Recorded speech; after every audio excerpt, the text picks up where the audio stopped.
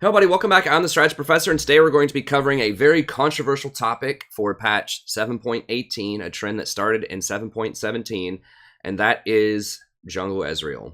Okay, so I'm going to try to be as fair and as analytical as I possibly can be about this topic, and I'm going to explore the possibility as to whether or not we will see Jungle Ezreal at Worlds and whether or not he will be successful at Worlds. Okay, so first of all, full disclosure, I've never played Jungle Ezreal. I am not a jungle specialist. And I was a hater of Jungle Ezreal when he came out. I thought it was ridiculous. I know that Philol, I believe, was the person who popularized this. I have seen many bad Jungle Ezreals in my game. I have played against many bad Jungle Ezreals, and I think he is really bad in solo queue under Diamond. That's my verdict, okay? So please do not play Jungle Ezreal unless you are Diamond Plus and you practice him extensively in normals first, okay? Full disclosure, all right? So that's out of the way. I'm talking specifically about professional players who are going to practice this a lot over the next couple of weeks, who are very good mechanical players, all right? That's what I'm talking about. So the best way to think about Jungle Ezreal, I think, is to think about him compared to Nidalee when Nidalee was really good, right? Nidalee has almost always been trash in solo queue, except for highly specialized Nidalee one tricks that have hundreds of games on her and are very good, and they snowball very hard early. That's the way that you want to think of Jungle Ezreal. He's like the new Nidalee. Okay, Nidalee was broken and banned virtually every game in 2016 for quite a long time, and yet she was awful in solo queue. Okay, so that's the best way to think of this. Jungle Ezreal is going to be awful in solo queue most of the time, but he could be very impactful in pro play. It's very, very important to make that distinction, okay? So please do not go out. If this sounds really cool, if this sounds powerful, do not go out and play it unless you're Diamond Plus. If you want to do it, you need to practice it a lot, and I mean a lot, in normals, and you need to pick him like 5th pick when you have really good visibility about the enemy composition and your composition, okay? Do not first pick Ezreal first time playing him in a gold ranked game. Okay. All right, so now that that's out of the way, let's go ahead and move on. So why is Jungle Ezreal a thing?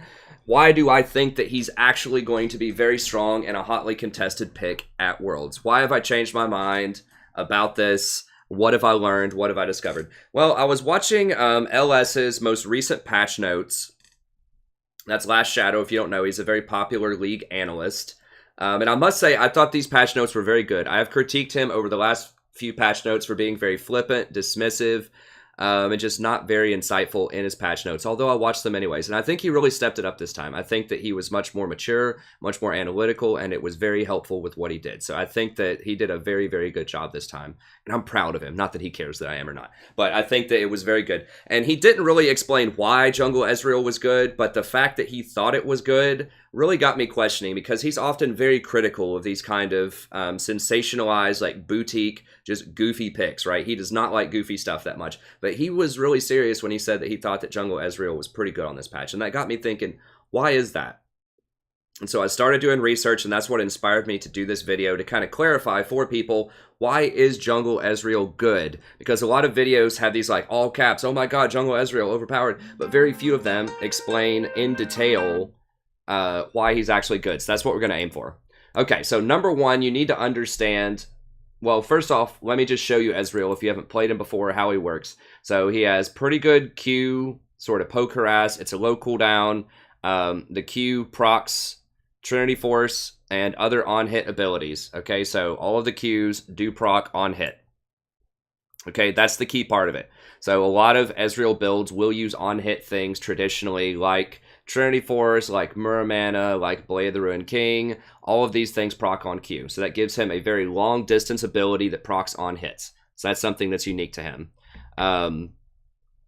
He's very mobile. That's another aspect of his kit. He has this blink. He can jump around. It's on a fairly low cooldown for his level of mobility. Because whenever he hits one of these Qs, it lowers the cooldown on everything else.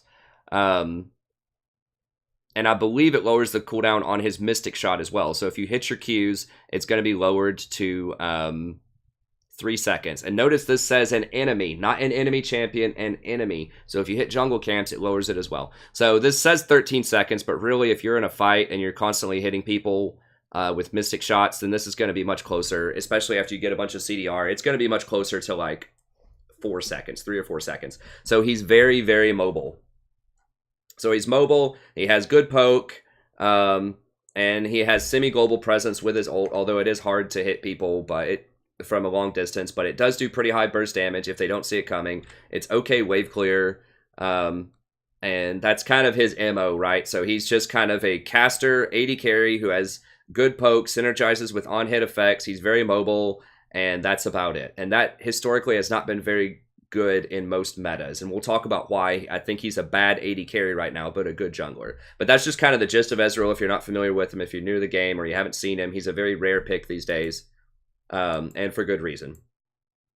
Okay, so first of all, let's understand sort of what's going on with the pro meta, and then we'll understand why I think Ezreal is going to fit into this meta. So there aren't very many strong junglers in the early game right now. You've got Jarvan, you've got Elise, you've got Gragas. Some people will try Nidalee again, but I think itemization is still really poor for her. People will try to play her at Worlds, potentially, but I don't think she's that great. I think that Ezreal, in fact, is just strictly better than Nidalee. He's everything that Nidalee wants to be, but better. Now, you know, it's a bold statement, but I'll talk about why here in just a little bit.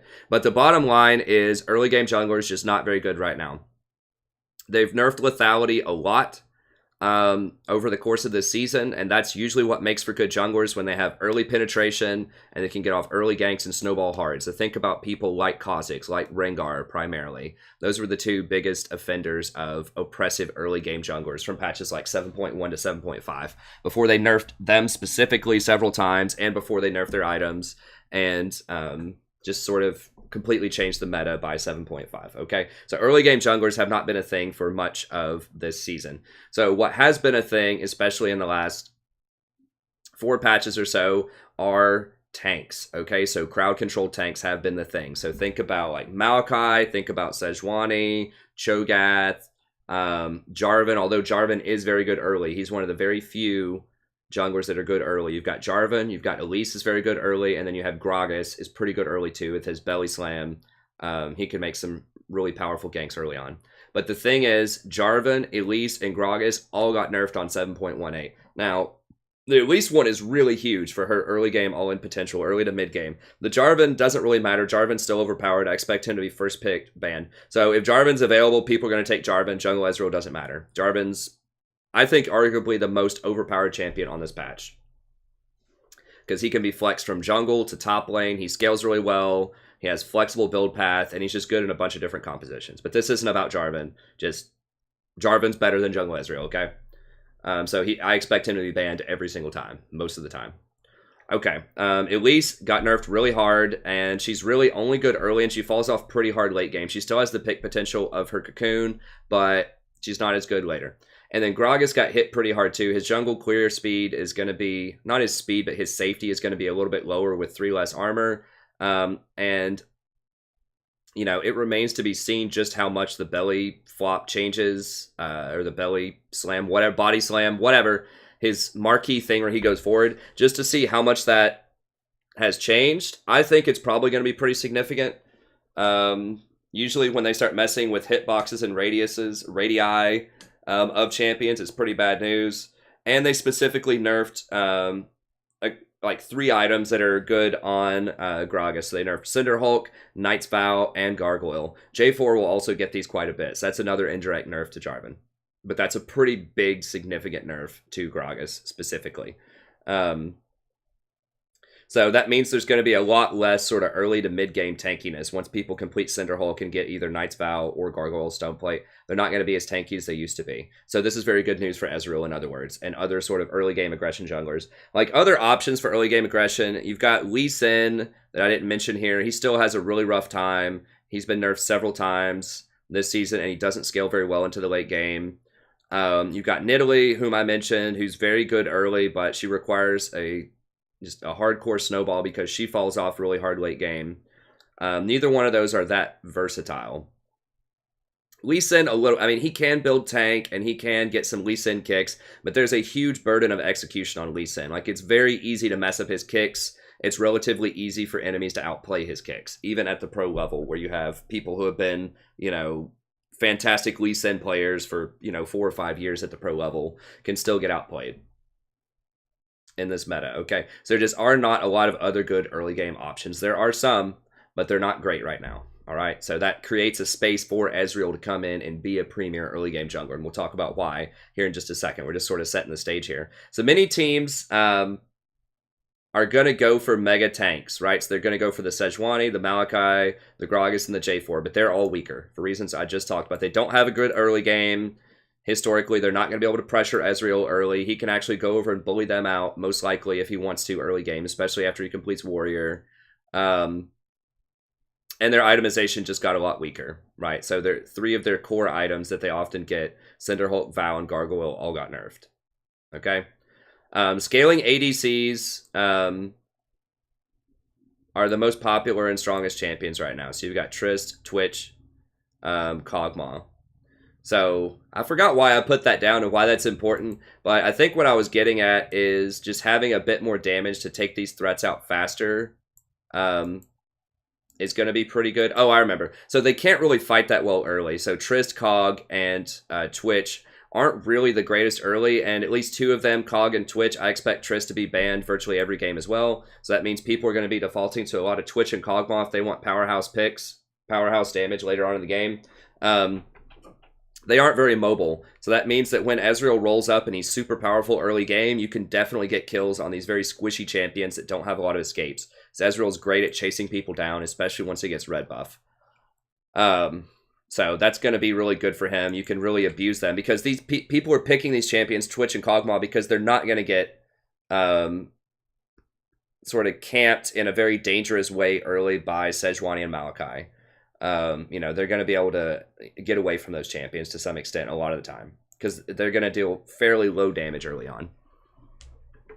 So that opens up a space for early to mid-game junglers to thrive, but you have to have engage from another role. And this is key, because a lot of times people are using the jungle as their primary engage position, right? So you have to have engage somewhere else. You can have Kalista, you can have Ashe, you can have Varus, Rakan, J4 top, Malachi top. There are lots of options, but you have to specifically have a composition that is not dependent on your jungler for engage. So it's possible, but you have to have it set up that way. This is why it's going to be rough for solo queue. Let me just mute that really quick. My wife's trying to call me, but I don't think it's going to be that important. I think she would text me if it was something super important. I'll call her back after this is done.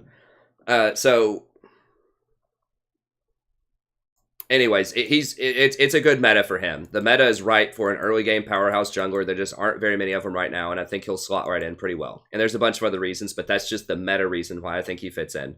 A lot of AD carries also don't itemize for lifesteal early on anymore. They go for Infinity Edge, Shiv, Rapid Fire Cannon typically. So very low lifesteal. Healing supports aren't that popular right now.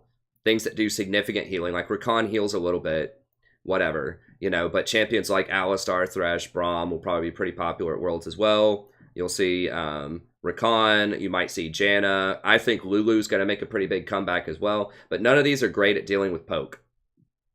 There aren't that many great poke champions right now, but you know who's great at poke? Ezreal. So this means that he's going to have a really great time sieging early on, because people aren't going to be able to heal through what he's doing, because a lot of people are not building Blade the Ruined King anymore. And they're certainly not building Bloodthirster or Death's Dance anymore. So whenever you're trying to siege somebody with Ezreal, he does pretty good damage to towers, because his Sheen procs can also affect towers. But he can also poke people away from the tower really easily, because there's not very strong accessible sustain. So this makes him a really good objective powerhouse early on. So this is why the meta is really good right now. There's not a lot of sustain. Poke is really strong. Early game junglers who have a lot of power can abuse these immobile scaling AD carries bot lane, and you can go and abuse the tanks and the jungler as well, because they're not going to be very strong early either. So this is all a very good setup, sort of backdrop for Ezreal. Okay, so first of all, let's understand why Ezreal is bad as an AD carry, and then let's talk about why he could be strong in theory, and then what makes him strong in the jungle. So what's different from AD carry Ezreal and what makes him good in the jungle? So why is he bad AD carry, good in the jungle. Okay, think about this similar to Lucian, right? The Lucian revolution, where he's been bad as a bot laner ever since, I think it was patch 7.10. They nerfed something significant about him, and when they nerfed Blade of the Ruined King significantly, he's been bad in the bot lane. But then Faker and a few other people realized, hey, he might be good in the mid lane because he has these specific qualities. He's a great early game bully, has good mobility, has an excellent mid game, he scales really well with levels, all of this stuff. The range doesn't matter as much because you're not facing two people. So all of these things make Lucian good in the middle, but bad in the bottom. And this, I'm going to argue, is very similar to Ezreal, where he's bad in the bottom, but he's very good in the jungle right now. Okay, so just because Ezreal's bad at the bot lane, which is true, does not mean that he's bad in the jungle. Okay, relatively bad. I mean, you can go off. I've seen very good ADCs in the bottom that play Ezreal. There's a guy on my channel that plays Focus Ezreal. His name's Focus Ezreal. He's a member. He plays with us every Tuesday. He's great in the bottom with Ezreal. He's great in mid lane as Ezreal. So you can make it work if you're really good with him, right? But I think most people will agree he's very underpowered as an AD carry right now. So why is that? What's wrong with Ezreal? Well, historically, Ezreal is really good when Trinity Force is good. And Trinity Force is not in a great place right now overall, for a few different reasons. So this is primarily his problem, is he has very poor itemization compared to other AD carries. His items are just bad. Like, they just do not work as well in the lane as other AD carries. So when comparing apples to apples, AD carry to AD carry, he's weak. All right. So tier is necessary, but it offers no combat stats. This is the biggest thing, right? Trinity Force is a thing, and we'll talk about that here in a second. But tier is the major problem with Ezreal. You basically handicap yourself 700 gold just by playing Ezreal. And this is a massive, massive deal. I can't overstate this because he has mana problems. You know, he needs to be able to spam his abilities. That's how he works. He pokes. You know, that's pretty much it. He pokes in lane. So he just tries to farm and just chuck Qs at people. And that's about it, right? But that's 700 gold. That's, you know, more than 2 kills worth of gold. So you're basically going down 2 kills worth of gold when you play Ezreal. So when you get tier, oftentimes you'll get tier and maybe you know, a longsword and some boots, and your enemy AD carry is going to come back with a BF sword. Once that happens, you're behind, and it's really, really hard to catch up unless you get jungle ganks and you get kills early. So you're going to be sitting there with virtually no AD, no stats, and then the Tristana sitting across from you, or the Jinx, or the Twitch, or whatever is going to have this BF sword, and they're going to beat you in every clean fight, unless there's a dramatic difference in skill level, or unless there's a dramatic difference in support skill level, right? So yeah, maybe if you have like a Zyra that's extremely good against, you know, a first-time Lulu or first-time Karma or something, yeah, Zyra might be able to carry you through that lane and get you ahead. But if it's just, you know, 2 enchanters sitting there looking at each other, if it's just like, you know, Janna versus Lulu, or Janna versus Sona, or Janna versus Soraka, or whatever, you're going to be really, really far behind. And so the time when Ezreal, in theory, could get ahead is when he completes Mana Mute and Trinity. But by the time that happens, the enemy's probably going to have Infinity Edge and Static Shiv. So you might be able to bully them out at that point. But once they add the Rapid Fire Cannon onto that, it's really, really hard to come back unless you're ahead. So that's his problem, is that his itemization, you fall behind, like, right when you enter the game. You're playing from behind, and it's just really hard to get ahead. So the problem with Trinity got changed a while ago, and these changes were pretty bad for Ezreal. In some ways. I mean, they took Critical Strike off of it, which doesn't matter that much, but if we look at Trinity here, I have it pulled up, it offers a lot of good stats, but the problem is some of these stats are not very good for lane Ezreal, okay? He doesn't really need attack speed because he's not going to sit there and auto-attack enemy champions. He's going to lose that. You know, if you're trying to sit there and just trade autos with an Infinity Edge, Static Shiv, you know, level 9 Tristana who pops her Q and drops a bomb on you, you're going to lose.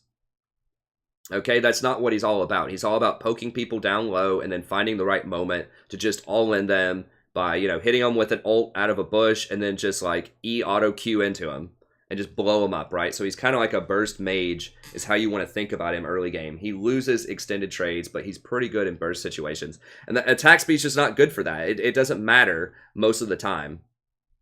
So it's all right. It's okay, but it's not nearly as good on lane Ezreal as it is on other champions because he's designed to be a poke burst champion, all right? He's like a caster. He's like a mage that just happens to be classified as AD carry and uses auto attacks. So that's a relatively weak stat on him. Health and mana also, they're okay, but they aren't that great on him, right? You're already going to have a ton of mana because of tier, so mana is not going to be a problem because you have to drop 700 gold on tier anyways, and health is okay. That'll help you a little bit with survivability, but once again, you don't want to be all-inning mostly. You just want to poke until it's safe just to jump in and burst them out. So both of these stats, like all three of those stats, aren't tremendous. It has really low attack damage on it, which is what Ezreal really wants. He wants high attack damage, penetration, and on-hit effects. Okay? Cooldown reduction, very good on him. That's really good. Spellblade, obviously really awesome. This is the whole reason you pick it. And Phage is really awesome because it helps you kite better. So it does have really good stuff about it. But if you just look at the cost here, first of all, it's 333 gold more than Infinity Edge. So it's already a kill's worth more gold. So it's more expensive right out the gate.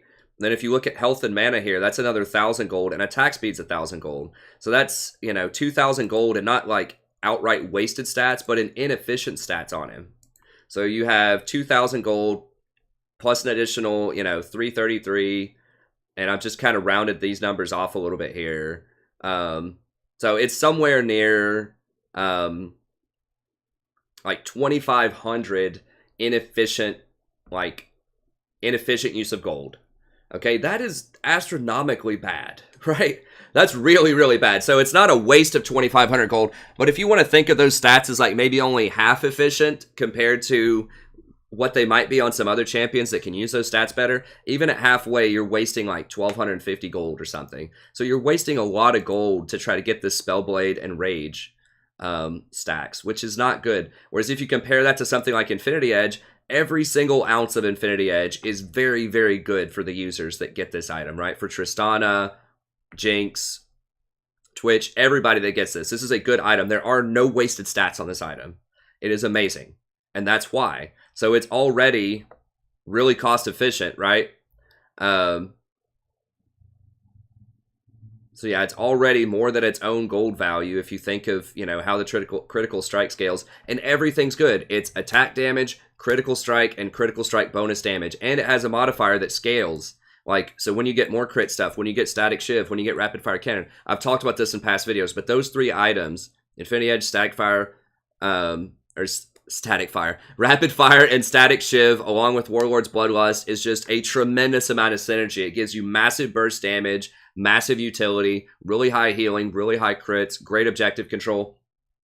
That is the premier way to build AD carries right now, and that's why everybody builds those items.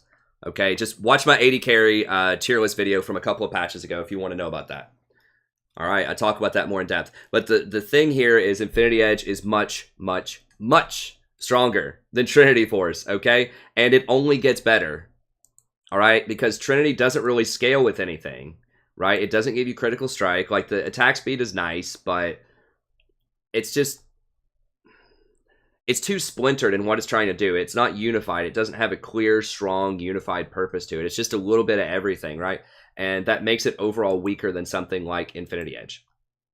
So that's a problem. So once he completes Trinity... if he can catch people in burst out situations, he hits them with ult, he E's forward, auto Q, whatever, full combos people, then yes, it's going to be stronger than Infinity Edge. So you're going to have a very small window. If you can complete Infinity before, or if you can complete Trinity before they get Infinity, or like right when they're at Infinity before they get Static Shiv, then you might be able to bully them out. But the problem, once again, is Infinity is just flat out cheaper, is 333 cheaper, and people who get Infinity don't have to get Tear of the Goddess. So really, it's about 1,000 gold cheaper efficiently for them to get Infinity Edge. So that means you're going to need to get like 3 extra kills worth of gold or minions to beat them to Trinity before they get Infinity. All right, and with that extra 1,000 gold, that means they're probably going to have Infinity plus Zeal in most cases, are pretty close to it. And once they start getting Zeal plus Infinity, it gets really hard. It gets really dicey. You're going to need Mura Mana to overcome that, or Mana Immune. And then they're going to complete Static before that because they're an extra 1,000 gold ahead of you in the race. And then they're going to be halfway on their way to Rapid Fire Cannon. So this is the problem, is that he's just behind right from the get-go, and his items are weaker and don't scale as well. Okay? So at 3 items, it's pretty much lights out for a lot of the game, unless Ezreal is really strong, because Infinity Edge, Static, Rapid Fire is just going to slaughter him if he sits there and trades autos with people. And Ezreal doesn't synergize bot lane, or lane Ezreal doesn't synergize as well with Ardent Sensor supports as the Energizer supports. That's what I'll call them. They all have that Energizer build, the Infinity Edge, Rapid Fire Cannon, Static Shiv, okay? So the Energizer AD carries are going to scale much better with Ardent Sensor because they're going to use the attack speed better. Because attack speed scales better because they're going to have more AD and they're going to have more critical strike. The healing from Ardent Sensor does help make up a little bit for your lack of buying a healing item in your first 3 items as AD carry. He's also very skill shot dependent, so he's super hard to play. You have to hit all of your poke. You have to dodge every single skill shot they throw at you. Otherwise, it's just a waste of a pick because, as I just explained, he's going to lose a firefight. If you just sit there and right-click, you're going to lose. So you have to beat them with finesse. You have to dodge the skill shots. You have to hit them with your Q. He's a very satisfying champion to play and to watch if you're really good with him. Or if a player is really good with him. But it's a heavy, heavy burden. I mean, why would you play Ezreal where you have to play absolutely perfect and dodge everything and hit all of these skill shots when you could just play something like Twitch and just pop up, you know, invisible at 25 minutes and just completely just shatter a team fight and get a pentakill just by right-clicking, you know? So you're just working way too hard for it in solo queue when you're playing Ezreal most of the time. And it's just really hard for him to land those Qs because CS block it, his harassment patterns are just very difficult. Okay, so this is all the problem with AD carry Ezreal is he just falls out. He falls behind everybody else. His itemization is really poor, and he's just very difficult to play. All right, but what is strong about Ezreal in theory? What kind of situations, what kind of aspects of his kit make him potentially strong? If the items were different, if the meta was a little different, what could make him strong, right? So he has very high mobility. He can kite and chase well. Okay, so you can't express that very much in lane, right? So you can't really use your mobility because you're just going to be sitting there farming. You can try to E and like all-in people, but it's super risky. You could get ganked. They're going to be stronger than you because they're going to have a BF sword while you have a Tear of the Goddess. So he could, in theory, jump forward and try to burst people, but AD Ezreal can't do it very well because it's too risky, okay? Unless you have a really strong Zyra or a Brand or just something to help you out in lane with burst damage, you're just not going to have enough gas in the tank to burst through enemies in a safe way, okay? So he does have the potential. He has the high mobility. He can burst people. He can kite. Once again, you don't need to kite many people. You can escape ganks with him, but there's, you know, you're mostly just going to be sitting there farming in lane, right? So he has high mobility. It just gets wasted in the bot lane most of the time. He has really high all-in burst on a pretty low cooldown. He doesn't need his ult if he gets several items to blow people up out of bushes, but they're going to know where you are. You're in the bottom lane, right? So they're going to be expecting you to be hiding in a bush. You know, if they don't have it warded, they're going to know you're probably there. Okay, so he does have burst. He can sneak out of the shadows and blow people up, but because you're in a lane, you're much more predictable and you're not going to be able to use that aspect of his kit very well. He has excellent poke. Once again, you're not going to be able to use it that well in lane a lot of times because they're going to know where you are, they're going to know where to expect you, and they're going to hide behind creeps to prevent that. So if you push people in and poke them under tower, sure, that can work. But, you know, since you're going to be in an open lane and you don't have very good wave clear either, so you're probably going to be pushed into your tower a lot by champions like Tristana, like Twitch, like Kalista, who have much better wave clear than you do. So you're not going to be able to leverage your poke very well in the laning phase. And finally, he has great siege with Sheen procs on towers. So yeah, you can do that in lane some if you can get to their tower, right? So once again, you're probably going to be poked in, but if you do get ahead, if you are pressuring them under tower with your poke, with your Sheen procs, you can take towers pretty quickly. All right, so these are all things that make Ezreal potentially strong, but a lot of it gets squandered on AD Ezreal. How are we looking in time here? We're doing all right. Okay, so let's transition here. So we set the stage, right? We talked about what's going on in the overall meta. Now we talked about why Ezreal is a bad AD carry, what in theory could make Ezreal good. Now let's look at jungle Ezreal and talk about why I think he's strong, why I think he realizes his strengths in theory that he has in the jungle, why he can actually use these strengths, and then also why he gets rid of a lot of these weaknesses as AD carry. Okay, so focus up. This is the details. This is what you need to know. This is what a lot of people aren't talking about. Some people have mentioned some of these out there. I assume some people have mentioned them. I haven't watched any videos breaking down why Ezreal's good. I just did this myself, theory crafting, studying the items, looking at the champion, studying it, thinking about it in theory, looking at a couple of builds on pro builds, and just thinking about why are people getting those items. So I haven't watched any detailed videos about Ezreal and why I think he's strong, but I assume most people probably did not articulate a lot of this in their analyses. People like, Red Mercy and Philol, who are mostly sensationalists. Like, they're great. I love their videos, but a lot of times they just don't go in depth. They don't tell you exactly why, especially statistically, why these champions are strong, numerically, analytically, whatever. They don't give you the details, okay? But I'm going to try to give you, to the best of my ability, the details on why I think he's really strong, okay? So early game junglers, very weak. I just talked about that a little bit ago. The reason for that, melee lethality champs get crushed by tanks in general, and lethality items have been nerfed quite a lot. And a big problem with lethality champions and why they get crushed by tanks is they're very weak to crowd control, okay? Because they're melee champions. If you think about Rengar, if you think about Kha'Zix, these champions have to go in and blow people up immediately or they're awful, right? They're really bad in sustained fights because they can get kited and crowd controlled to death. And they have a hard time against tanks because they are melee, which makes them very vulnerable to crowd control, and they're not going to be able to blow up tanks because tanks are going to have, Bramble Vest, Thorn Mail, among other items. All right, they're going to have Cinder Hulk with Warmogs, just a ton of health. So that's a big problem. So many early game champions have also been nerfed. So not only Rengar and Kha'Zix in terms of lethality, but think about Lee Sin, Nidalee, Elise, J4, all of these have been nerfed pretty heavily this season, with the exception of Nidalee, who was gutted last season. She just recently got a small buff to her heal. It doesn't matter, okay? But Elise just got a huge nerf. J4 got a slap on the wrist. He's still the strongest, but he is slightly weaker. If you're going to pick someone to go against J4, though, Ezreal's not bad because he can match his aggression early on, and he can jump out of J4's ultimate, which is key. So J4 cannot pin him down. All right? So once again, J4 is the best, but Ezreal is okay against him. All right? And then Lee Sin has been really, really gutted this season, right? Like, his ult took so many hits. They increased the cooldown on it, and they lowered the damage by a ton, and they lowered his movement speed in the jungle. So Lee Sin's had a really hard time ever since, I think it was patch 7.10 or so. And he just really hasn't come back. So I don't expect... People might try him at Worlds now that they've, kind of nerfed the tanks a little bit. That's going to make him better in the early game, but I still think he has some scaling problems. And then Nidalee... I just think she doesn't transition. She doesn't have enough utility, and she doesn't control objectives well enough, and she doesn't transition in the late game very well. She's just very heavily reliant on, and she's basically melee, right? Like, you hit people with your spear for poke, which is great, but her real power is she has to jump in and auto-attack people, right? So she jumps in with her pounce, does her little combo, and blows people up, right?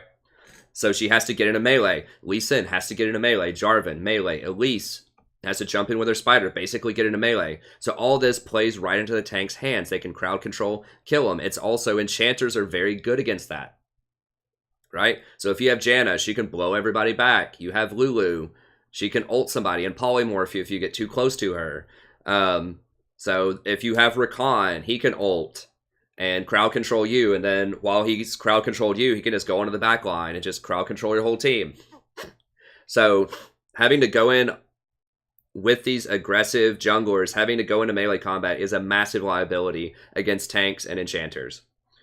And it's just going to be hard to burst people through a Lulu ult, through a Janna shield, through Rakan doing all of his peeling tricks. So the all-in burst is just really, really problematic right now.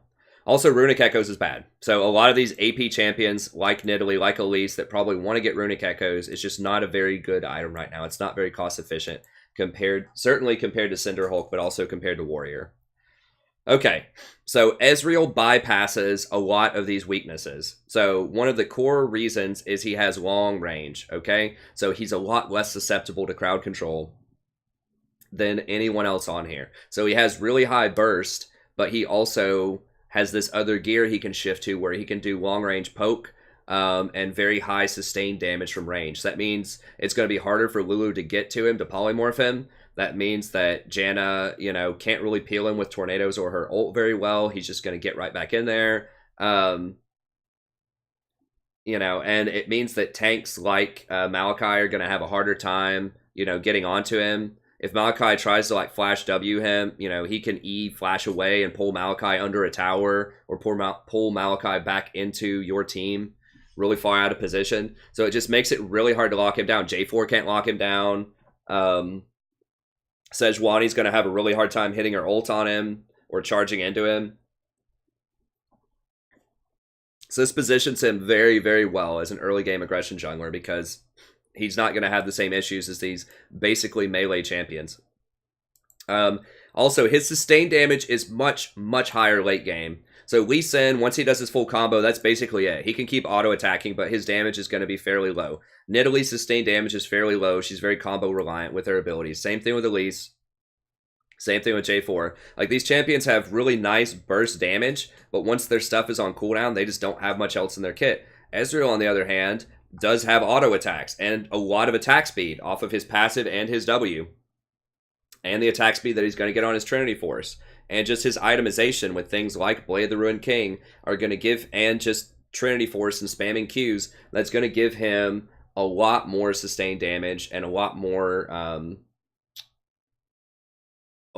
options with how he's going to fight. He's not going to be sitting there waiting on cooldowns most of the time. He has very low cooldowns as long as he keeps hitting his Qs. So he has really high sustained damage, really high sustained mobility, good poke, good kiting. That's going to make him much, much more useful late game. Warrior synergizes very well with his kit, which we'll talk about here in a second. And the 225% mana regen on the jungle item is tremendous. We'll talk about that as well. So that's massive. That means he doesn't have to buy Tear of the Goddess. So I'll explain exactly why that's crucial down a little bit below. But this is the biggest thing, is he bypasses a lot of these weaknesses because he has great scaling into the late game relative to other junglers. Yeah, he's not going to do as much damage as something like a Twitch or a Kog'Maw late game as an AD carry. We're not comparing him to AD carries anymore because you can have a Twitch or a Kog'Maw on your team and run Ezreal. So you're not sacrificing your AD carry slot to run this caster, I almost called him a caster mage, a caster AD mage, basically, right? You're not sacrificing a hyper AD carry to run that anymore. You're just sacrificing an early game, you know, all-in burst champion if that's what you want. Like, you're just sacrificing a Lee Sin, a Nidalee, or an Elise, and he's going to scale much harder than they do later on in the game. So apples to apples compared to other early game aggression junglers, he's going to be the king. He's really, really good at it, and he transitions into that late game, which is what most of these champions lack. They don't have that late game transition. He does. They get kited, CC'd, killed in melee. He doesn't. He's ranged. So that right there is going to make him much, much stronger, I think, than a lot of these other choices. Okay, so I just think that he's a much better version of Nidalee, if you want to think of that. He isn't completely reliant on hitting Qs to do damage. Like, yes, it's nice if you hit Q, but if you miss it, it's going to be back up again in just a little bit. Unlike if you miss Nidalee's Javelin, she's completely worthless. She doesn't do anything. If you miss her Javelin, she doesn't have to go into melee. Like I just talked about before, she has better scaling into the late game. And I think he's just much easier to execute than Nidalee as well, because he's not as combo reliant. So, you know, he does have skill shots. I think there's a higher payoff for those skill shots because you're not reliant on following up on the combo. Like, basically a Nidalee Q hitting spears is not going to be nearly as powerful as hitting Ezreal Qs in the late game. Ezreal Qs are on a lower cooldown, and they're going to do similar damage to a full Nidalee spear. And they're easier to hit. They have much faster animation than the spears do. So, yes, he's skill shot reliant, but he's less combo reliant. He has better scaling, and he has much better objective control because he has higher sustained damage. So he takes towers much faster than she does, and he takes barons and dragons much faster than she does. So the itemization on new Ezreal is going to be Warrior into Trinity Force, into Duskblade, into Blade of the Ruined King, then either into Mortal Reminder or Dominic. I think Dominic would be the best most of the time, but you can get Mortal Reminder if you need to. Okay, so this is why, in theory, he could be good in the jungle. So what happened? What happened? Why Ezreal now is something you might ask. Why haven't people been playing Ezreal the entire time, all season in the jungle? If he's this strong, why is it right now that people are playing him? So I'm going to answer that real quickly, and then I'll just talk about a couple of compositions where I think he would be good when people will pick him in Worlds, when you'll see him, what types of situations will bust him out, and then that'll be the end of the video. Okay, so why Ezreal jungle now? What changed? Okay, well, early game junglers are weaker because of recent nerfs, okay? And it's not just the nerfs on this patch. They've nerfed Cinderhulk 2 or 3 times now. They just nerfed Elise. They just nerfed J4. And they just nerfed Knight's Vow. They just nerfed Gargoyle Stoneplate. So they've been tinkering with these items for a little bit, and they're slowly scaling back the jungle power. So this has opened up a space for him, right? They nerfed Lee Sin this season. They nerfed Nidalee a lot last season. So it's been an ongoing process where there just is not a premier early game jungler other than Jarvan. And maybe Gragas. They also nerfed both of those. Okay, so tanks are a bit weaker.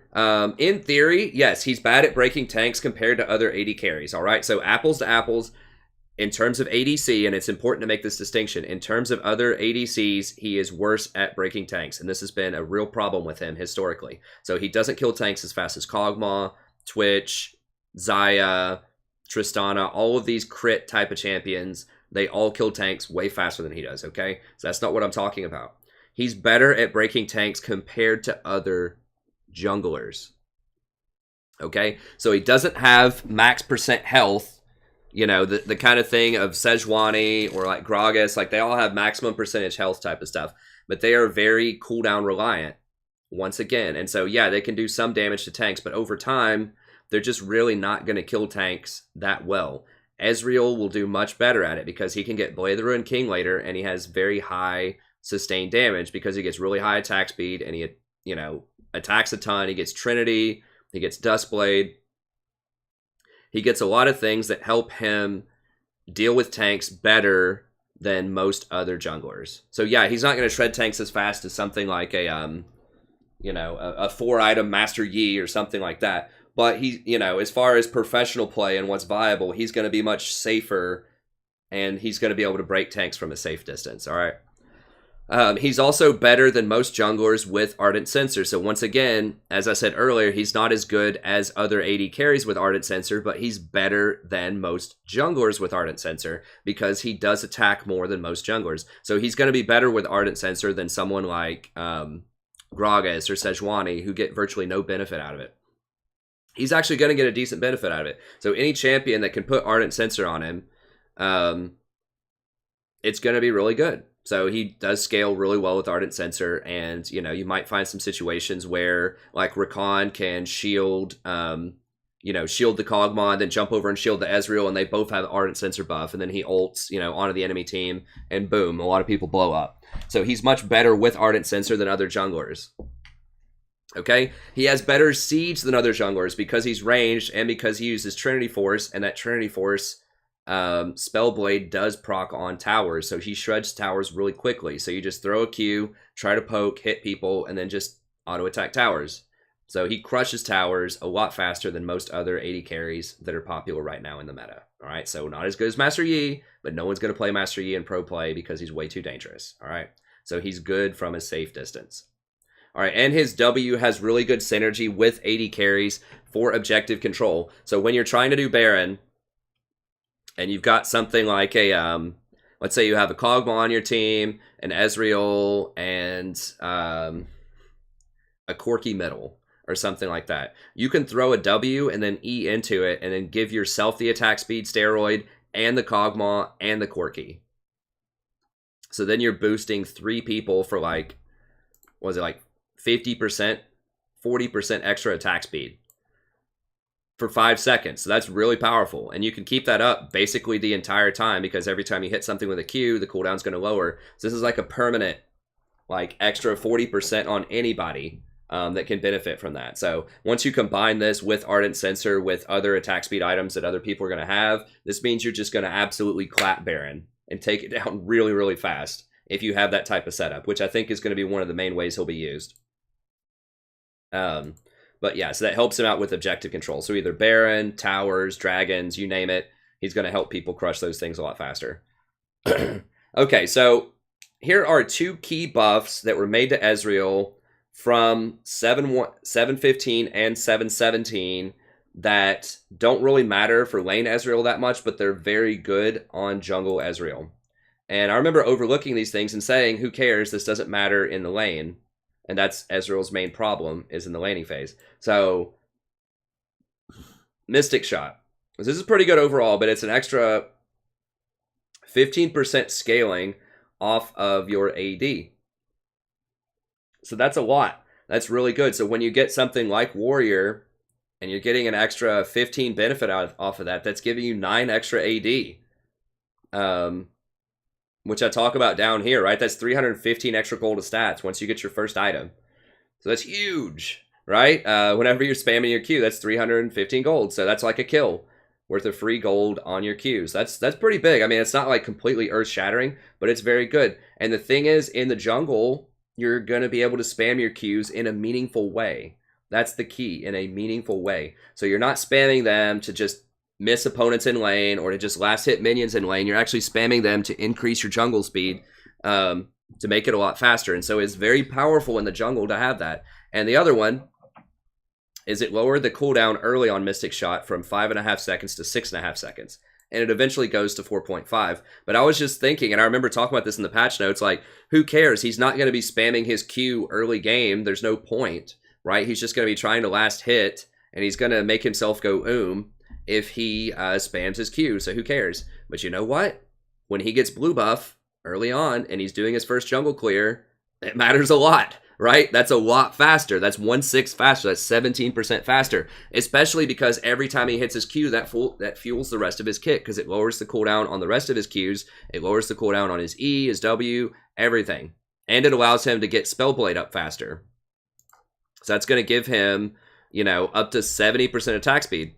That's level 13, but like level 1 to level 7, 15% extra attack speed. So once again, he's going to be spamming Qs. He's going to be able to keep it up all the time because he has blue buff and he has 225 extra mana regen from his jungle item now. So that lets him have just these like absurdly fast clears early on. And because he's ranged, he's not going to be taking a lot of damage because he can kite the creeps.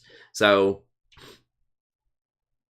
all of this is really good, and because he's attacking a lot more, he's going to benefit from that on-hit healing from the jungle item and the lifesteal from the jungle item. So he's going to clear super fast, and he's going to be really safe with his clear. He's going to be very healthy, very fast clear, and he's going to get right into the lanes and gank really quickly, or he can go invade and fight people for their buff. I mean, he might be able to start jungling so quickly. I don't know the super specifics about his path, but he might be able to do something so fast that he could do like red to blue and then invade their red and fight them before they finish it. I don't know if he can be that fast. It depends on who he's up against probably. But, if he's facing a jungler that does something like starts blue, bot side, and then goes and does like wolves or raptors and then goes over to red to try to get red, then he might be able to go fight them and just go red, blue, fight them at red. Your red, your blue, fight them at their red.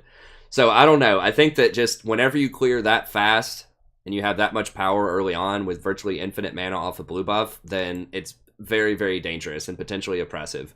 So I think that that's a huge, huge buff to him for the jungle that was really not talked about by hardly anybody. And I overlooked it too because I was just thinking lane Ezreal. Who jungles Ezreal? I never thought of that.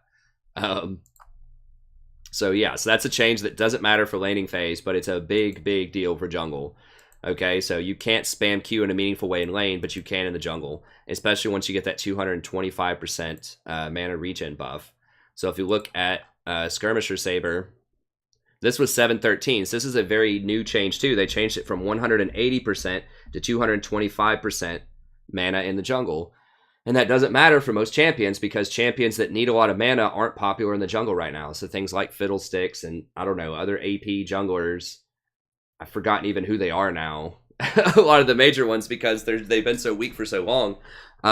You don't need it. You don't really need that extra mana with Jarvan. It's really nice on Maokai too, which is probably a reason that Maokai is also has risen in popularity. But anyways, that helps him out a ton. That extra 45% mana regen in the jungle. So really, really big deal. And he has pretty good base mana regen. He's got 8, which isn't awful. A lot of mid lane mages only have 6. So 8's pretty good. So these are buffs recently. This mana buff, this buff to Q, this buff to his AD ratio, and these various nerfs to tanks over the last few patches. All of this positions him very well for the jungle. So let's talk about his itemization, because I think he has some of the best itemization of any jungle champion right now.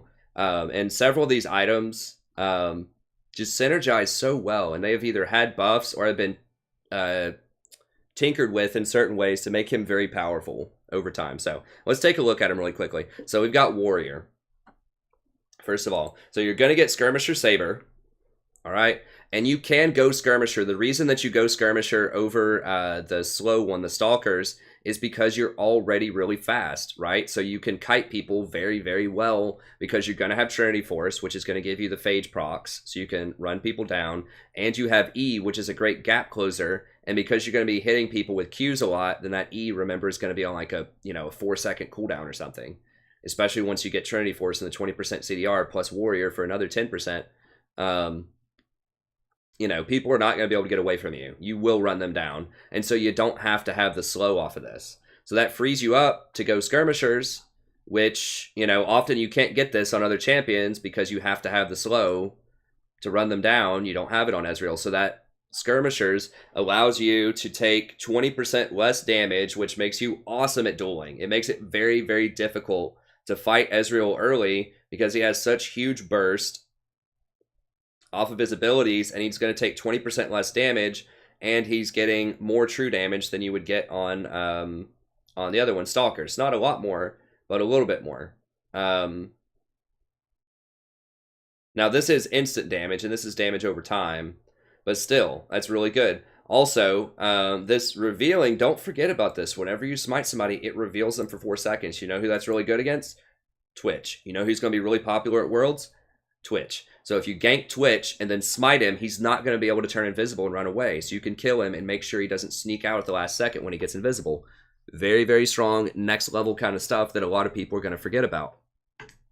So he's particularly good at killing Twitch. If you're in solo queue, which once again, I'm not analyzing solo queue. I think he's going to be bad most of the time in solo queue, but you could use this against something like an Akali as well to spot him, or Rengar if he tries to run away, or whatever. Just anything that turns invisible. Kha'Zix, Vayne. You might see Vayne at Worlds, although I highly, highly doubt it, but you might.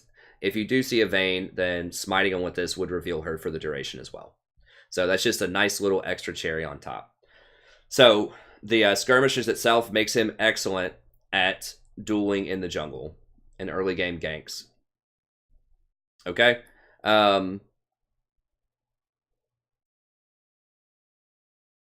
Wait, what is this? Deals this much damage over 3 seconds if the target is basic attacked once, and can deal up to this amount true damage if the target is basic attacked multiple times. What? Hold on.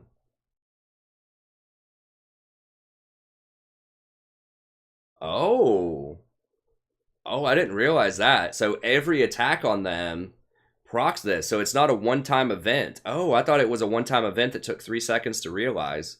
Oh, geez. Over the 3 seconds. Okay, so deals this much over 3 seconds if the target is basic attacked once, and can deal up to 378 if it's attacked multiple times. So it refreshes. So you could get the whole thing if you attack at the very last moment. You could get up to 6 seconds of this. Yeah, so you could get up to double. Wow, yeah, that's a lot of damage. Okay, so if you look at like, level 3 and you hit somebody with this stuff, that's 168 true damage. And if you want to think of true damage as like double, it's not quite double physical damage early because people aren't going to stack a ton of armor, but it's pretty close. I mean, that's going to be roughly the equivalent of like 220 damage at least, like 50% more. Like 220, 30, 40, something like that. In the 200s, even at level 3 when you gank somebody with this. Because you're going to be able to attack them so much because they can't run away. So you're dealing like 240 extra damage to them just off of your jungle item once you complete this, in addition to the rest of your burst. Wow. Yeah, that's pretty disgusting. And then even late games, 378, when you combine this with like Duskblade proc and just like your Trinity Force Sheen proc and all this, I mean, you're going to be bursting people for just disgusting amounts of damage. Wow. Whew. Yeah, that's pretty disgusting. And obviously he benefits from the health drain because he auto attacks so much. Health drain, and he gets this bonus physical damage on hit because he attacks so much. So he's going to be shredding monsters. He's going to be healing a ton. He gets extra lifesteal, which also procs on his Q. He gets a ton of mana regeneration, so it's just a disgusting like combination with him. It's so good. And then if you look at Warrior, gives you 10% cooldown, which Ezreal loves, gives you 60 attack damage. So just those things alone are 145% efficient on an offensive item that you can get really early into the game. That is nasty. That's really, really good in terms of just cost efficiency. So, you know, the problem, once again, is that a lot of champions that get Warrior are early game melee champions that fall off, not because they don't do damage, but because they get kited, CC'd, and killed, okay? So Warrior is a good enchantment right now, especially because they just nerfed Cinderhulk. It's just there aren't good champions to use it right now because they've all been nerfed and they have structural problems, mostly being melee in a meta that's not very friendly with melee. But you know what? Ezreal's ranged once again, so that solves a lot of these problems. So now he can abuse this item, which is mega efficient, and is really, really good on him because he loves the CDR. He has great scaling with his attack damage, right? We just saw that his Q has, he just got an extra 15% on it. His Q does 125% AD. So that's super, super good. So that's going to give him an extremely powerful early game power spike once he completes this Warrior enchant. All right. So Warrior is absolutely amazing on him. Just everything about it is just ridiculous. Now Trinity is also much, much better in the jungler. So I was just trash talking why Trinity's not good in lane, right? Because it has all these stats that you don't need. The health, the mana, the attack speed. You don't need all this stuff in lane. Like, it's nice, but you don't need it. However, in the jungle, you need it. It's very good. The attack speed does matter because speed matters. Like, you want to be able to clear and go gank as fast as you possibly can. So speed doesn't matter in lane because you're not going to be, you know, pushing the lane as fast as you possibly can. It's not imperative to do that, and sometimes it's dangerous to do that. Nice. Thanks, dear. That looks delightful. Okay. So in lane, you don't want to always push as fast as you possibly can. And you're not going to be sitting there dueling somebody in the lane either, because that's a bad idea most of the time as Ezreal, just to sit there and trade auto attacks. But you know what? You're trying to cut through blue buff. You're trying to cut through dragon, red buff, your Gromp before you go gank. Yeah, attack speed's really, really good because it's going to increase your jungle's clear speed a lot. Similarly, you want the mana because you're going to be spamming your abilities all the time. So, and you're not going to get Tear of the Goddess. So you're not going to have like infinite mana. You're not going to have to pay 700 gold for it either. So this mana actually is going to be very helpful because your mana pool is going to be a lot smaller than it would be as lane Ezreal. And then the health is also going to be important because you will take some hits, right? The jungle monsters are going to hit you occasionally. So the health actually is pretty important. And since you're going to be dueling people and fighting all into the death, which remember, you're not going to be doing that as lane Ezreal a lot, but you will as the jungle. So if you're going over to invade and try to all in their, you know, Jarvan at level 3, or I guess you wouldn't have Trinity at level 3, but, you know, if you're trying to all in their Jarvan at level 9 or something and you catch him out and you want to fight him at the scuttle, then yeah, 250 health might be a really big deal, actually. So all of these stats suddenly become relevant. So he gets like an extra 2,500 gold in efficiency that he just didn't have before. Like, not quite that much because these stats aren't totally dead on lane Ezreal, but you see what I'm saying? Like, these stats that are inefficient, that just aren't very good, all of a sudden become good. And it's a lot of money worth of stats. It's like 2,500 gold worth of stats. So that's a very, very big deal. So stuff that was garbage in lane, not necessarily garbage, but not great in lane, all of a sudden becomes very good. Okay, so the big one is attack speed is much, much, much better because it applies to your clear speed, your Baron control, your dragon control, scuttle control, ability to take towers after you kill somebody on a gank. All of this is really, really good. Okay, and the phage portion of Trinity is actually extremely good because that allows you to chase people down. So you're not going to be chasing a lot of people down as AD Ezreal, at least not in the early part of the game. But in the jungle, yes, you are most of the time. So that's really, really nice. So Trinity is much, much, much better on Ezreal in the jungle than it is in the laning phase. Okay, Duskblade is another one that people have experimented in lane, but the problem is, as lane Ezreal, it's too slow to be efficient, right? Because you have to go tier, then you have to go Manamune, then you have to go Trinity, and then eventually you get Duskblade, but it's just not going to matter as much. And if you rush Duskblade, you just can't use it as much. Yeah, there are bushes in lane, but often those bushes are warded by the supports, so you have to clear out the ward before you would proc the Duskblade, and then getting it early slows down your Trinity, and it doesn't scale as well because it's based on your bonus level, and because you're sharing experience with your support, you're not going to be leveling up as much. And so people have tried Duskblade on Ezreal in lane, and it's okay, but it's much better in the jungle for several reasons. So first of all, you're going to be a much higher level because you're getting solo experience now, and you're clearing the jungle super fast with Ezreal, right? So that means that you're going to be gaining levels pretty rapidly, and so the lethality is going to scale much higher, as is the Night Stalker proc. Also, everywhere's not going to be warded. Like bot lane, everything's going to be warded, and it's going to make it very difficult to get those Night Stalker procs unless you have complete domination over a lane, which isn't likely to happen, as I explained before. So in the jungle, however, if you go invade somebody, then it's a lot less likely that they're going to know, like, that they're going to have everything warded. So you're going to get those Night Stalker procs. Also, because you're going to be chasing people through the jungle a lot, you know, the reason it's called a jungle is because there are a lot of trees and bushes in the jungle, right? And so there are all kinds of bushes where you can proc this. So if you go over and let's say that you're trying to, you know, invade somebody at red buff, right? So you hit them with a Night Stalker out of the bush. Okay? And then all of a sudden they start running. They run over here. You know? They run over here, and then you get another Night Stalker proc when you chase them through here. And then they, you know, right there they could run, but you've gotten 2 Night Stalker procs already. Or if they run this way, you get a Night Stalker proc here. You don't even have to go into a bush. If they just run over this way and you're out of vision right here, you can pop over this wall and hit them with another Night Stalker. And you can wait over here for another moment and then E over here and pop them here with a Q, another Night Stalker proc. So because you can go in out of sight a lot in the jungle, that gives you many, many more opportunities to proc Night Stalker. This also applies to his Q, as I just explained, which is massive. That's very, very good on him because you can just keep spamming Q. So especially if you're sieging as Ezreal in certain parts of the map, so you know, if you're trying to siege here, then you can just pop in and out of this bush and get Night Stalker procs if you want.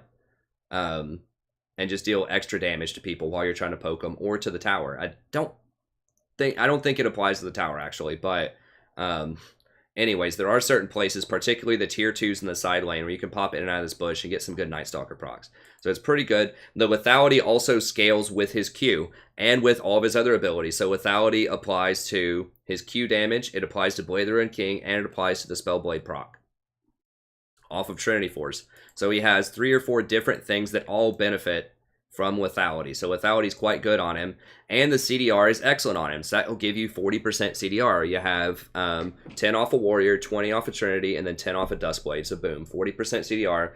And the fact that you get to walk around means you actually get to use this blackout really well.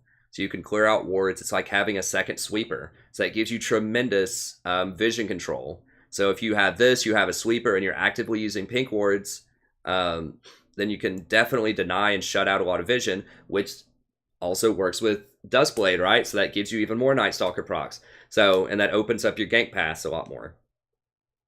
So this is just a really, really powerful item on Ezreal. So you don't want to rush it, but get it after Trinity Force, and you're going to already have a few more levels. The lethality is going to be stronger. The Night Stalker is going to be stronger, and you're going to have the synergy between the lethality and your Spellblade procs.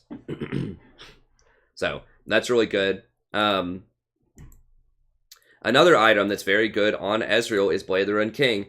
Now, historically, I have not liked this item very much, and people know that on my channel because you have to sacrifice crit on an 80 carry to get Blade the Ruined King on most champions. So I typically only recommend it on Kalista, sometimes Twitch, and then Ezreal is like a 3rd or 4th item. Well, Ezreal doesn't need crit, especially in the jungle, and so Blade the Ruined King is really powerful. And you know the kinds of things that Ezreal is attacking in the jungle? Things with really high AP, or really high HP, right? Like his blue buff, his red buff, dragons, barons, scuttle, all of these things have very high HP. So this is going to help him shred those much faster, so it gives him great objective control. Also, his Q applies the Bork proc. So if you spam Q at people, you not only hit them with Night Stalker, but you hit them with the Bork proc and a Spellblade proc. So your Qs are going to start hitting people, you know, for like 1,000 damage or something once you get all of these items. So that's really, really difficult to deal with later in the game. It also gives you another form of sustain, which helps keep you healthy in the lane. And it gives you more ability to kite those tanks. So you already have a good ability to kite the tanks with your E, with your Phage, and now you have another way to kite them with Blade of the Ruined King, or to hunt people down if they're trying to run away from you. So they're definitely not getting away. Once you have Blade of the Ruined King, plus your E, plus your Phage, they're not running and they're not catching you. Okay, and that makes him really good against tanks. So a lot of these other champions that I just talked about, they're awful with Blade of the Ruined King, right? Like, obviously, Elise is not going to get it. Jarvan's not great with it. Lee Sin's not great with it, because they have to itemize into tanky items to some extent, so they don't get blown up instantly when they go in against tanks in the late game. Ezreal doesn't have to worry about that problem, because he doesn't have to go into melee, so that allows him to itemize into more damage, and Blade is really good. Has a lot of synergies, and it's really good against tanks in general. So that's fantastic. And then finally, Lord Dominic's regards is another really good thing, especially for AD casters. So now you have Q plus Trinity plus Dusk plus Bork. Those all benefit from armor penetration. So not only lethality, but also percentage penetration.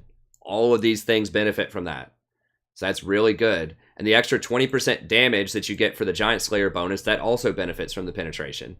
Now that 20% bonus damage is another on-hit effect. I do not believe that it applies to the Trinity, Spellblade, Duskblade, Bork. It doesn't apply to all of those. That seems like that'd be extremely overpowered if those all did 20% more damage. So it's only on your base Q. But nevertheless, that's still pretty good. You know, that's like another, I don't know, like 60 on-hit damage or something late game. 50 or 60 extra on-hit damage that has no cooldown that you can keep spamming against tanks. So that's really good. And I think Lord Dominic's, that's based on max HP, right?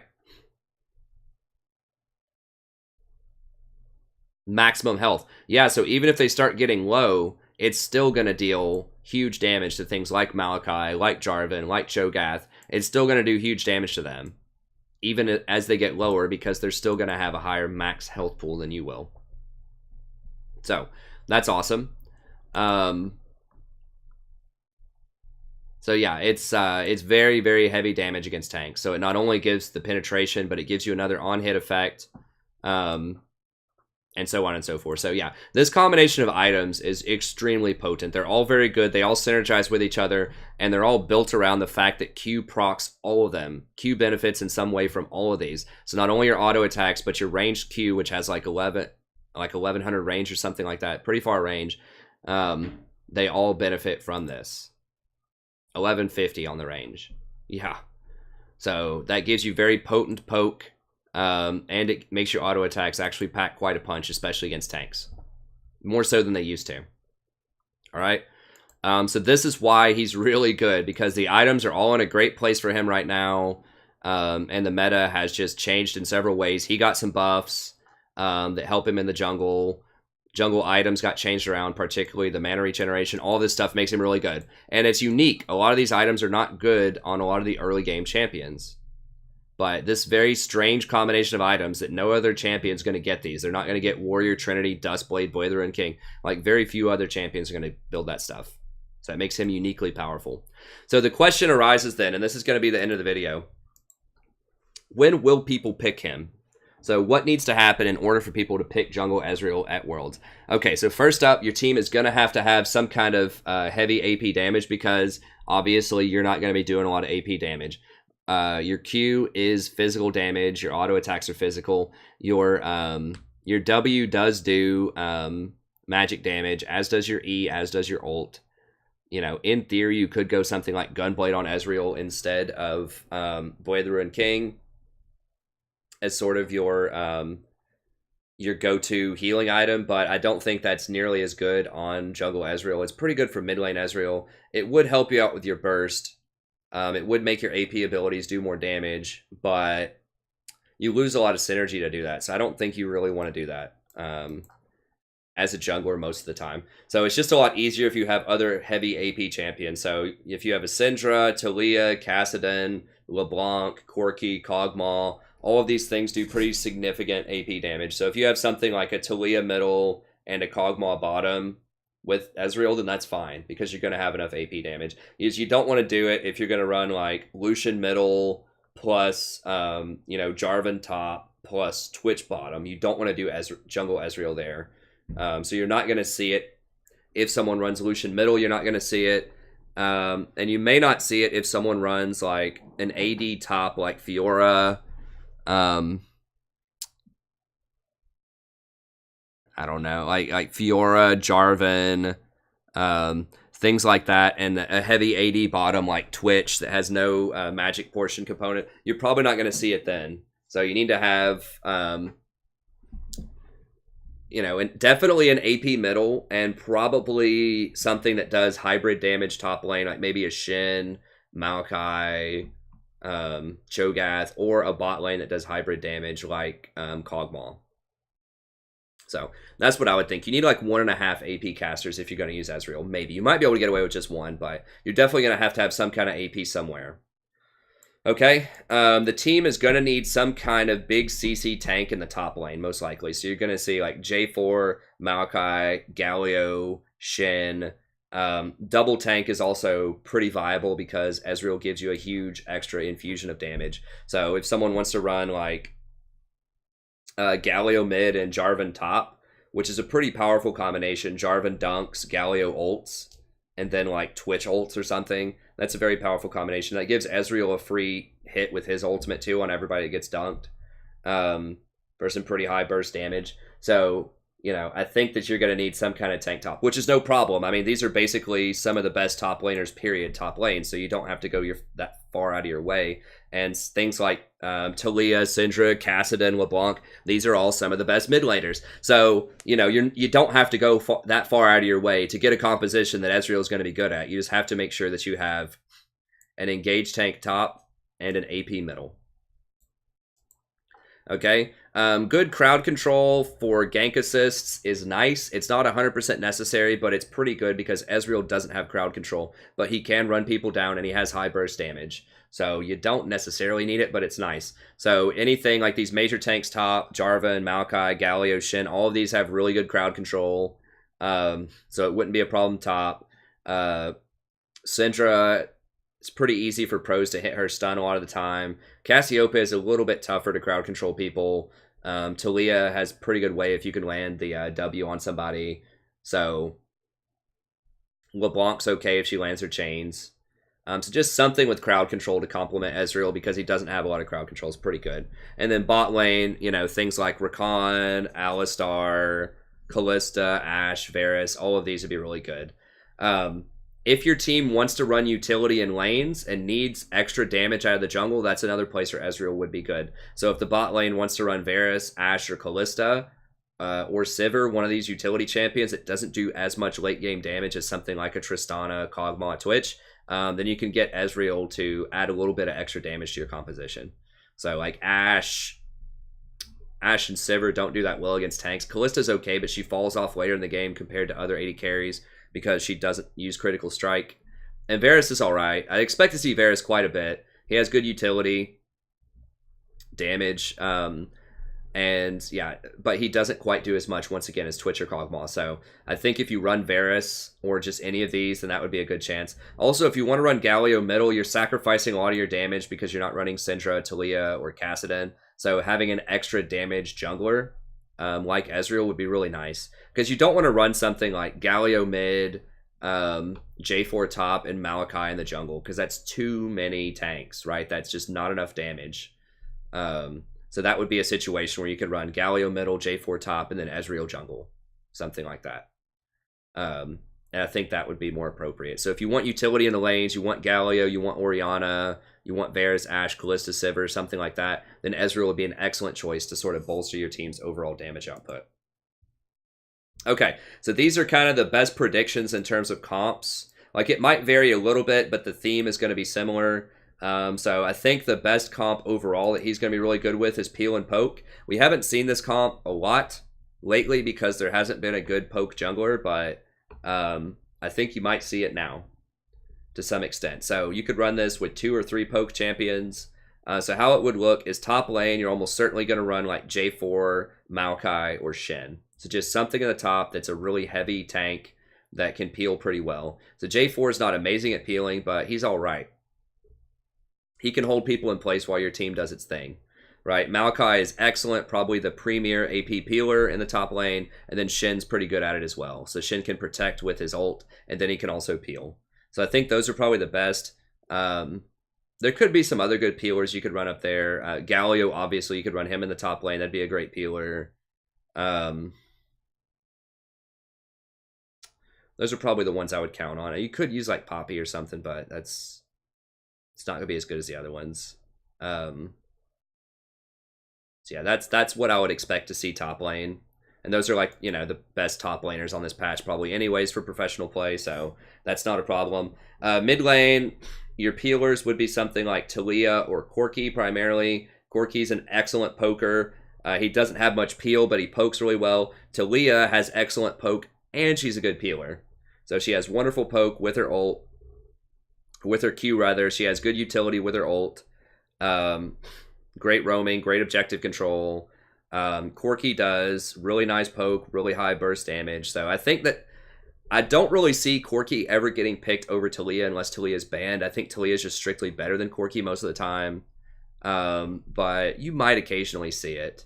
And then I have Galio here too. So if you want to do like a double tank comp, so if you want to do like Jarvan, Maokai, Shin, and then one of those, and then you want a mid lane Galio, so now you have a massive front line, and then you want damage in the jungle, then you could go Ezreal, and then bot lane run something like Corki or Twitch, and then run like either a Janna or a Rakan, or maybe a Braum bot lane, and then you would have like a triple threat in terms of peeling.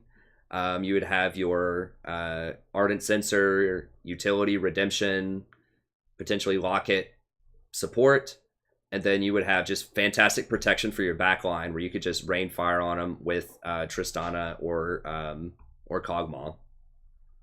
So that'd be pretty good. That would also be a pretty decent team fight composition as well. So I think that Galio, if you want to run the double tank option, would be pretty good. Alistar would be another one bot lane if you want to run triple tank. Alistar or Braum would be another bot laner.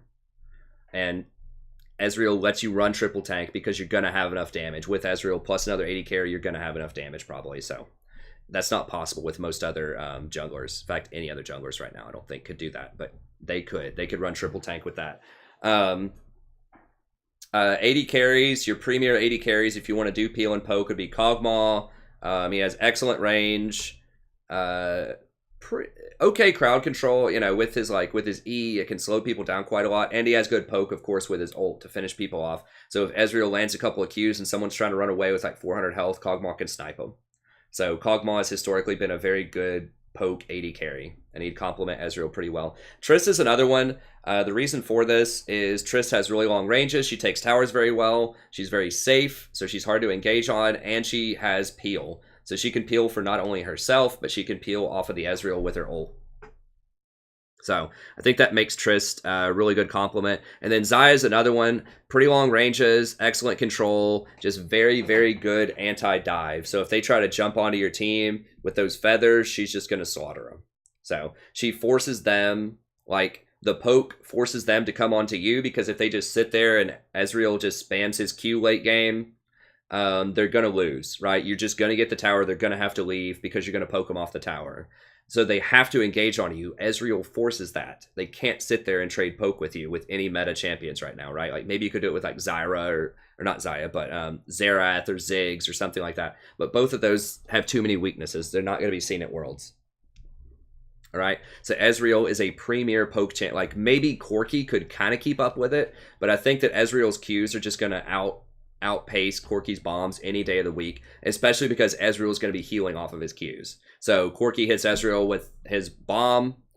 Ezreal hits Corki with his Q when he has Blade of the Ruined King.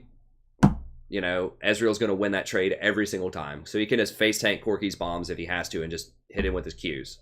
So that's going to force them to engage on you, and that's where Xayah really wants to be, because she can do all of her Featherstorm stuff and just absolutely shatter teams that try to engage on you. So Xayah has excellent anti-engage. So it's not disengage, it's just slaughter them if they choose to engage. So the best supports with this would be like Rakan. Rakan's usually used as an engaged champion, but he's so strong right now in general that I think you could get away with using him as disengaged, especially because he could put Ardent Sensor on both Ezreal and your AD carry, so like your Kog'Maw, your Trista, your Zyra at the same time. That's very powerful. Thresh is another one. Excellent peel with his ultimate and his Flay. Can keep your AD carry and Ezreal safe. And he has pretty good engage. So he has a poke of sorts where he can throw his hook. If you hook somebody, great, you blow him up. If he doesn't, whatever, just keep going. So that's kind of a form of poke if you don't ever take it, if you don't go in with it. So it's pretty good utility. Alistar is another one. He just keeps people from diving onto your backline. Pretty good. Braum, similar. It's really hard to engage into Braum. He just throws up the shield. You know, Ezreal and Kog'Maw can hide behind him. You know, he just blocks everybody. And because Ezreal is an auto attacker, that's going to proc Braum's passive a lot faster. So when your AD carry plus Ezreal are both attacking somebody that has that passive on them, they're going to get stunned twice as fast. So I think that's particularly powerful. And then Janna, of course, it's almost impossible to dive into a Janna. She's just going to peel people with tornadoes, shield them, ult everyone back and heal. So I think Janna could also see some play in a comp like that. So peel and poke, we haven't seen it in a while, but I think that it could make a comeback with Jungle Ezreal for sure, and uniquely because of Jungle Ezreal.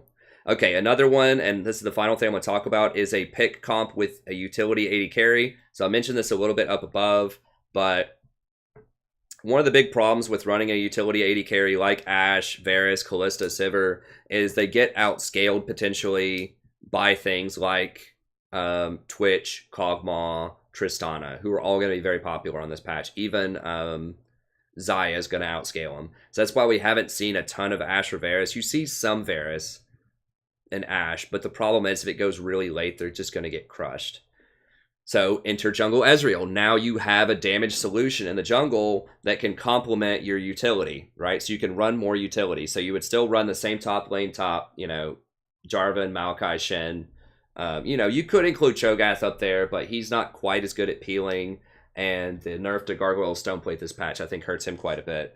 But you could see that. Mid laner, you just want kind of your assassination pick mid laner, so something like a Syndra, a LeBlanc, a Malzahar. I'm not sure if we'll see Malz a lot, but you could in this type of composition. I think you could work. He's the most reliable, just point-click ult. Now, the problem with pro play is they can get a Quicksilver Sash and completely cancel him. That's why I think he's the least likely of these three to get seen. But in theory, it could work. And then you run your things that have the really strong engage. So you run your Ashe, you run your Kalista, you run your Varus. All these champions have excellent engage and can start fights really well. So the goal behind this is you're able to have utility to start engages, to pick people off, with the Ashe, with the Varus, with the Kalista, but you're not sacrificing all of your late game damage because you have Ezreal to back you up, to make up for that damage that Ashe is not going to deal when facing a Twitch. Now you're going to have that damage that you're missing, so you're going to be able to cut through those tanks when otherwise it could have been a problem. So, you know, if you try to run a pick comp and you run someone like a, I don't know, like a Maokai or a Gragas, like those are okay into pick comps as well. You know, Gragas can knock people back. Maokai can hold people together. So they're okay with it. But, you know, if they run a lot of tanks, if they run a triple tank lineup like this up here, then it could potentially be hard. You know, because if you hit an Ashe arrow on an Alistar or a Maokai or something like that, you're just not going to have the damage to kill him a lot of times. But with Ezreal, you might. You might. So that does free you up to run more utility type of AD carries. And this could be potentially a really good counter to hyper carries. So if someone's running something like a Twitch or a Tristana, and, you know, you hit him with an Ashe arrow, and then Ezreal, like, ease out of a bush and full combos him for, like, 1,500 damage, that's a really good way to deal with a Twitch or an Ashe or a Tristana, right? So they're going to do a ton of damage, but you can't do damage if you're dead. So, I think that's a good option. And if people are running tanks, you know, if they're running their Threshes, their Alistars, their Brahms, they're probably not going to run Mikhails.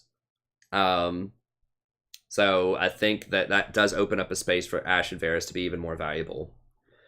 So I think that's good. And a good support with this would just be anything that can pick people off. So like a Rakan, a Thresh, an Alistar. So, you know, the nasty combo here would be something like Ashe lands an arrow, or maybe like Rakan goes in, he's the most reliable, R plus W, engages on somebody, Ashe arrows him, Syndra stuns him, all in, kills him, and then J4 goes in, dunks the back line, and then Ezreal rolls up, hits him with an ult, and just full combos, evaporates someone on the back line. Like, that's how I imagine it going, is you just have a bunch of engage, Ezreal's your premier super damage dealer, and then your utility AD carry helps start the engages if necessary. So you could have engage from like 4 different positions with, J4, Syndra, Rakan, and Ashe, and then you would still have enough damage to burst them out and kill them when you engage.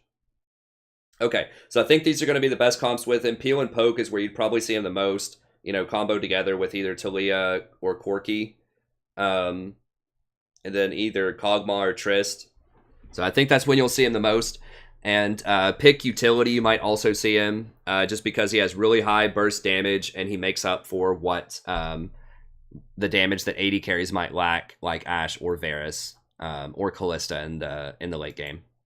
Okay, so that's going to be it. Thank you very much. Hope you enjoyed this. So once again, I'm not advocating that everybody play Ezreal in the jungle. I'm just trying to clarify why I think we're going to see him at Worlds, why I think he's going to be a hotly contested power pick in a lot of compositions, especially if J4 is banned. I think people might pick Nidalee early on to try it out. Some teams will, and I think that things like Ezreal could potentially crush her if people get enough practice under their belt, and if they understand these things that I'm explaining here. They probably know this. They have lots of great analysts out there. But if they build him correctly, if they practice him a lot, if they pick the right comps around him, I think he could be very strong. So still awful in solo queue most of the time because people aren't going to play around him. They're not going to pick the correct champions to work with him. They're not going to be able to execute him correctly. They're going to miss too many skill shots, all that kind of stuff. But I think in pro play, we're going to see him. I think he's going to be a force at Worlds. And, I've had a change of heart after I did the analysis. I think he's actually really good in pro play. So that's going to be it. Thank you very much. Hope you enjoyed it. I'm going to be doing more Worlds analysis very soon. I'll try to make some picks or predictions, top 5 at every position, that kind of stuff. And so look for those videos coming soon. All right. Thank you very much. Have a good day, and I'll see you next time.